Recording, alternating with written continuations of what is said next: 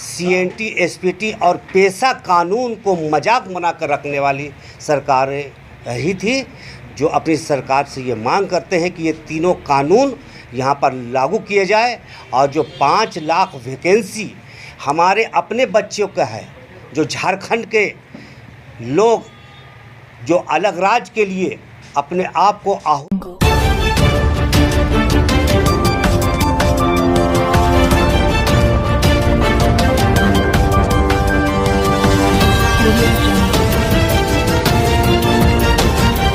आपने press conference बुलाया। आज हम लोग यहाँ आदिवासी मूलवासी संयुक्त मोर्चा के बैनर तले यहाँ हम लोग यहाँ बैठे हैं और हम लोगों का जो मुद्दा है स्थानीय नीति और नियोजन नीति, हम लोग पिछले कई सालों से स्थानीय नीति को लेकर हम लोगों ने जोर शोर से हम लोग आंदोलन चला रहे हैं और पिछले सरकार से भी और अभी जो वर्तमान की सरकार है, इस सरकार से भी हम लोग मांग कर रहे हैं कि स्थानीय नीति लागू करे और स्थानीय नीति लागू करने के बाद यहाँ के लोगों को नियोजित करे, यहाँ के लोगों का नौकरी दे। इसी को लेकर हम लोग पिछले दिनों से हम लोग ज़ोर शोर से आंदोलन चला रहे हैं और हम लोग जो बैठक की है, इसी बैठक के और इसी संगठन के द्वारा जो आवाज़ उठाया गया, इसी आवाज़ को लेकर पूरे झारखंड में जिस तरह से आवाज़ बुलंद हुआ और बड़े बड़े आंदोलन हुए हैं, उससे सरकार को ये समझना चाहिए कि पूरे झारखंड के लोग ये चाहते हैं कि जल्द से जल्द स्थानीय नीति लागू होना चाहिए, नियोजन नीति लागू होना चाहिए। ये सरकार को समझना चाहिए। सरकार जिस तरह से पिछले अर्जुन मुंडा के सरकार में जब थे, उस समय स्थानीय नीति को लेकर ही उन्होंने उस सरकार से समर्थन वापस लिया था और उन्होंने कहा था कि जैसे ही मेरा सरकार बनेगा, हम सरकार बनाएंगे और हम स्थानीय नीति को जल्द से जल्द लागू करेंगे। लेकिन अब 3 साल होने वाला है सरकार का, लेकिन अभी तक स्थानीय नीति लागू नहीं हुआ है। ये बड़ा दुख की बात है।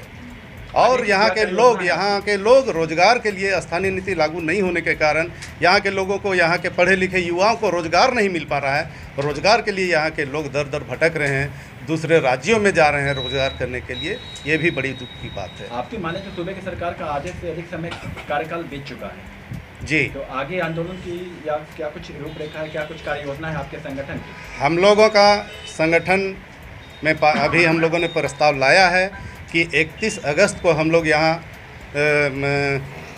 पुराने विधानसभा के सभागार में हम लोग वहाँ पर परिचर्चा करेंगे, वहाँ बैठेंगे, फिर वहाँ आंदोलन का रूपरेखा तैयार करेंगे और आगे की जो आंदोलन है, वो आंदोलन को हम लोग अमली जामा पहनाने के लिए वहाँ पर बैठेंगे, विचार विमर्श करेंगे।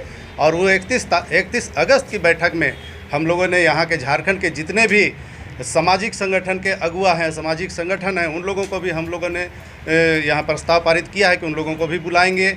और जो राजनीतिक दल के भी अगुआ हैं, जो नेता हैं, जो यहाँ के स्थानीय लोगों के बारे में जो सोचते हैं, जो बात करते हैं, वैसे लोगों को भी आमंत्रित करेंगे, उन लोगों का भी विचार लेंगे और 31 तारीख के बाद हम लोग घोषणा करेंगे कि अगर सरकार जल्द से जल्द स्थानीय नीति लागू नहीं करती है तो हम लोग सरकार के खिलाफ में बड़ा आंदोलन करने के लिए हम लोग तैयार रहेंगे।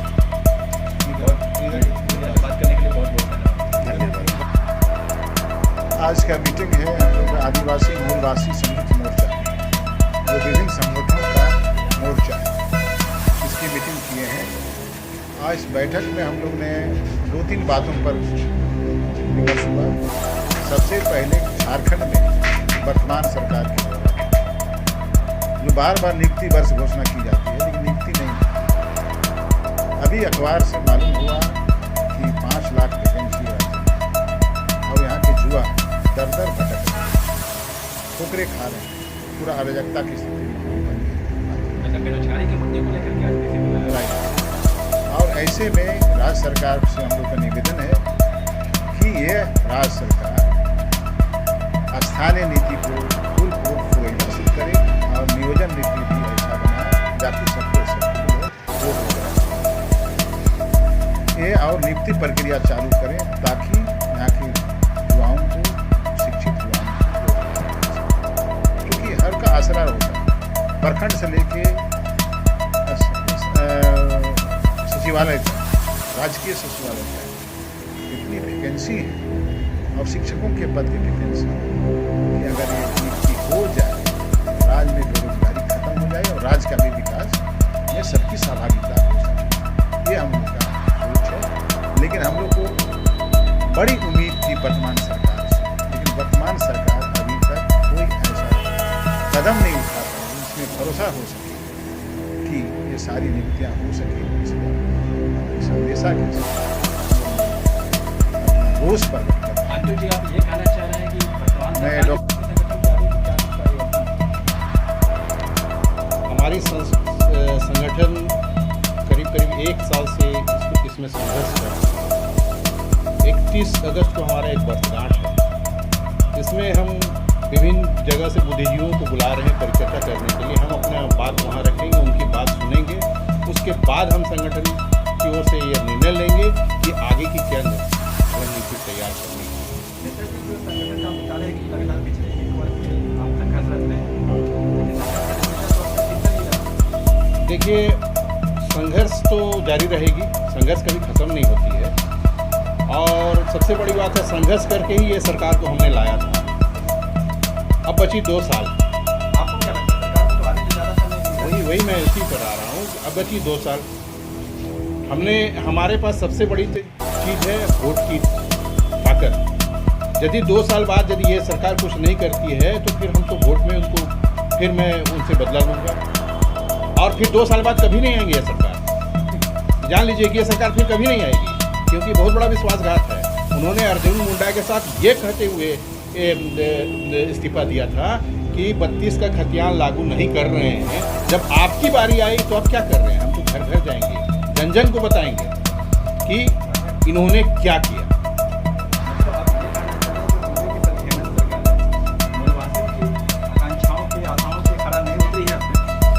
केवल मूलवासियों को, आदिवासी मूलवासी सबके पर आपकी कोई खरा नहीं उतरी। आप 1932 का खतियान आपने कह के आया था कि मैं लागू करूंगा। अरे आप लागू कीजिए या ना कीजिए, कुछ तो कीजिए। ये तो वही चल रहा है जो रघुवर सरकार ने जो किया था, उसी को आप आगे बढ़ाए जा रहे हैं। अभी सबसे बड़ी ठगी हुई बात आप बोल रहे हैं कि देखिए जेपीएससी का वैकेंसी में आपका 3 एग्जाम एक साथ हो गया।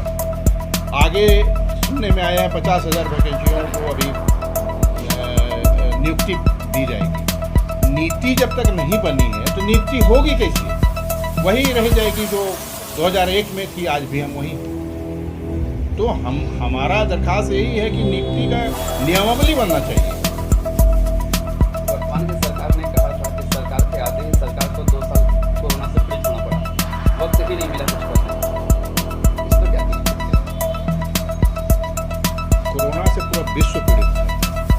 क्या विश्व में काम बंद हो गया? केवल वर्तमान सरकार के लिए काम नहीं था? क्या यह नियुक्ति नहीं किए? क्या जेपीएससी में ये नियुक्ति नहीं किए?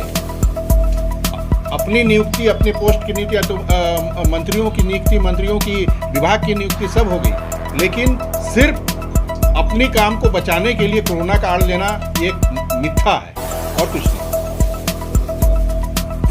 मेरा नाम प्रवीण जोगरिया, आदिवासी मूलवासी संयुक्त